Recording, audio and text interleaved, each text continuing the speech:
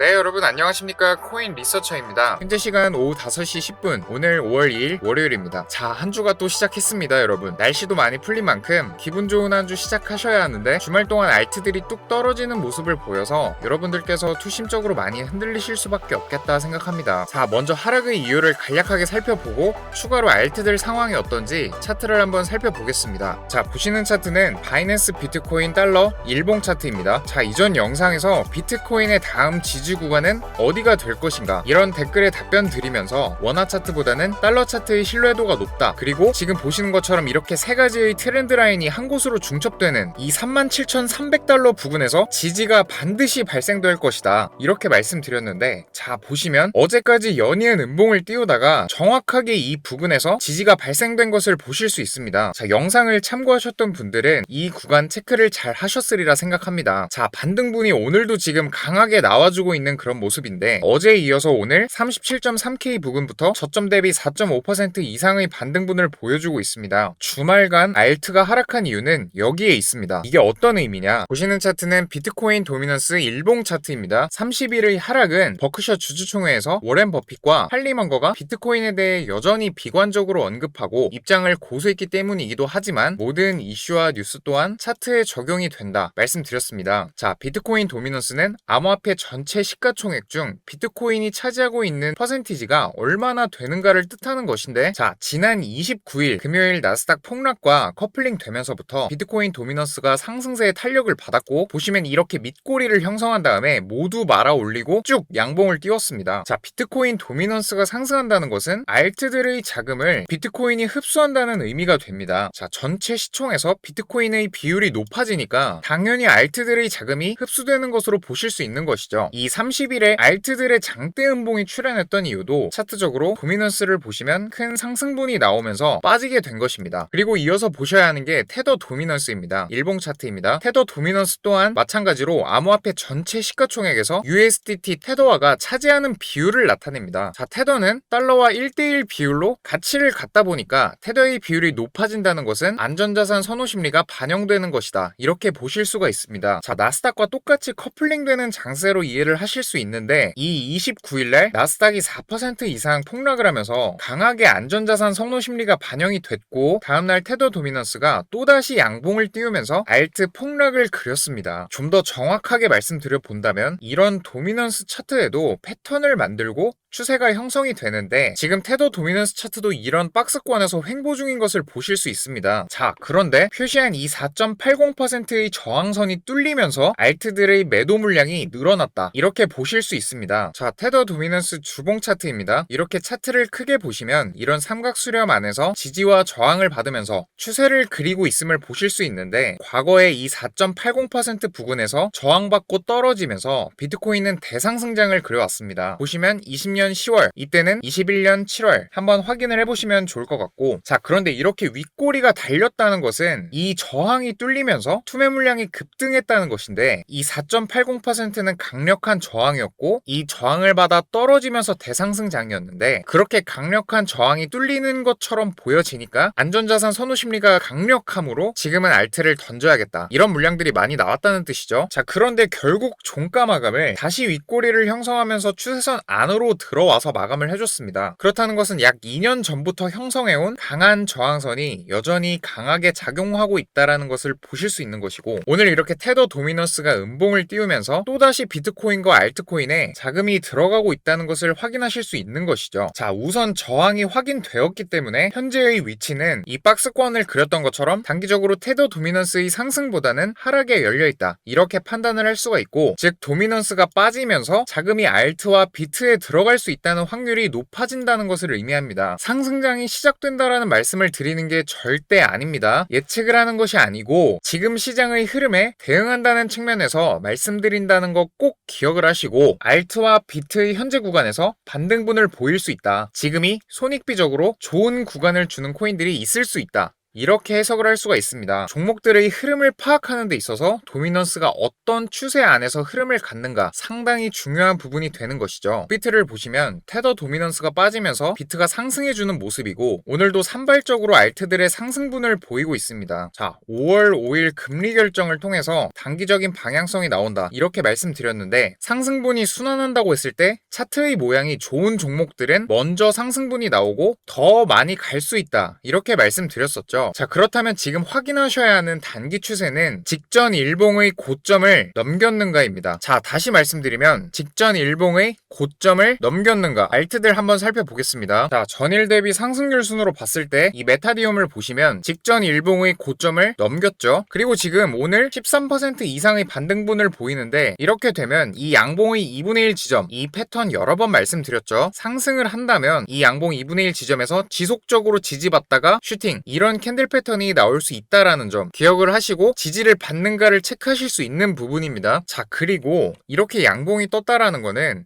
이 양봉의 2분의 1 지점에서 지속적으로 지지를 받을 수는 없을 수 있겠지만 최소 한 번 이상은 이 지점에서 최소 한 번 이상은 반등을 줄 수 있는 그런 캔들입니다. 자, 그리고 두 번째 제로엑스를 보시면 자, 제로엑스는 직전 일봉의 고점을 뚫었다가 윗꼬리를 달고 다시 내려왔습니다. 자, 그러다 보니까 음봉의 2분의 1 지점에서 지금 저항을 맞고 있는 모습이고 만약에 종가 마감을 직전 음봉보다 아래에서 해주게 된다면 하락 모멘텀이 더욱 강하다 이렇게 보실 수 있습니다. 상승이 시작된 지점부터 고점까지 피보나치 되돌림 수치를 이었을 때 887 구간은 바닥을 잡는 용도로 용이하게 쓰일 수 있다. 지금도 보시면 반등분이 나왔죠. 이전 영상에서 자세하게 다뤄드렸으니까 한번 체크를 해보시면 좋을 것 같고 자, 휴먼스케이프는 지금 고점을 올렸죠. 자, 리플도 지금 마찬가지고 트론도 마찬가지입니다. 파워레전 보시면 직전 일봉의 고점을 넘겼고 종가 마감도 고점 상단에서 해준다면 상승 모멘텀이 더욱 강하다. 자, 메탈은 고점을 올렸지만 윗꼬리를 달고 내려왔고 이 음봉의 2분의 1 지점 하단에서 저항을 받을 경우에 하락 모멘텀이 강하다. 자, 그리고 지금 하락을 보이고 있는 종목이라고 해서 무조건 추세가 안 좋은 것이 아닙니다. 지금 음봉을 띄우고 있는 종목 중에도 손익비적으로 괜찮은 모습을 띄우고 있는 종목들이 있습니다. 자, 스토리지는 직전 봉이 양봉이고 오늘의 음봉이 고점을 넘겨주지는 못했지만 2분의 1 지점에서 밑꼬리를 달고 말아 올려준다면 지지를 받을 수 있는 그런 패턴을 그려 나갈 수 있고 스토리지로 다시 예를 들어보자면 오늘의 종가 마감을 이 2분의 1 위에서 해주게 된다면 2분의 1 지점과 가까워질 때 또는 지지받는 것을 확인하고 진입하고 종가 마감을 2분의 1 지점 하방 이탈해서 한다면 손절로서 대응하실 수 있는 손익비적으로 단기 매매 구간이 열리게 되는 것입니다. 자, 그리고 펀드엑스를 보시면 이전 영상에서도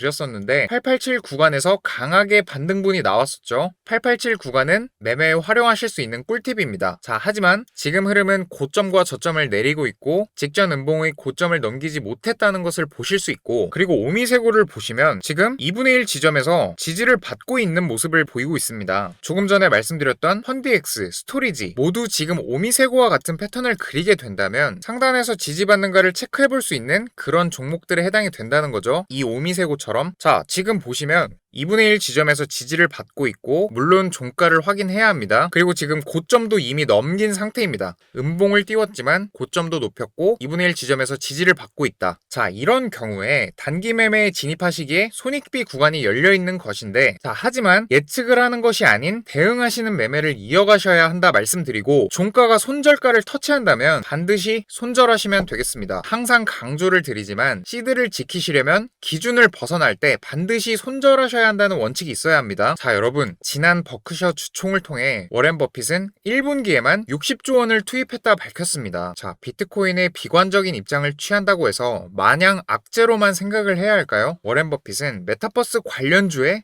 투자를 시작하고 있습니다. 그리고 모두가 지금 같은 장 상황에 공포를 느끼고 있고 위축되어 있는 이런 시장에 금액을 투입을 했습니다. 혹시 여러분들은 이런 장 상황에 추가적으로 투입할 시드가 남아 있으실까요? 만약에 시드가 대부분 묶여있다 하시는 분 계시다면 투자 루틴이랑 매매 습관을 반드시 다시 한번 돌아보시고 문제점이 없었는지 꼭 체크하시길 바랍니다. 시드가 묶여있다면 이도저도 할 수 없는 기다리는 매매밖에 할 수 있는 게 없죠. 저점에 매수를 하실 수 있어야 합니다. 자, 총알이 있어야 관역을 쏴서 맞출 수가 있습니다. 총알을 쏜다고 해도 관역에 맞지 않을 수는 있겠죠. 하지만 총알이 없다면 보이는 관역에 쏠 수도 없는 것입니다. 당장의 수익에 너무 포커스를 맞추셔서 다가올 상승장이라는 관역을 보고도 놓치시는 이런 일을 자처하고 계시지는 않는지 꼭 한번 돌아보셨으면 좋겠습니다. 트레이딩을 하실 때 손절의 필요성을 더욱 크게 인지하시고 탈출의 매매가 아닌 익절의 매매 반드시 기억하시길 바랍니다. 자주 손절을 말씀드리는 이유입니다. 저는 현재 비트코인만 일부 비중 진입한 상태고 4,850만원에 갖고 있습니다. 3% 조금 안 되는 수익권에 있습니다. 자, 지금 영상을 보시는 분들께서도 공포에 매수하면서 원칙을 벗어나면 손절, 이런 매매 습관 만드실 수 있도록 영상을 통해 좋은 정보 드릴 수 있도록 하겠습니다. 오늘 영상은 이렇게 마무리를 하도록 하고, 오늘도 영상 시청해주셔서 정말 감사드립니다. 또 좋은 정보로 찾아오도록 하겠습니다.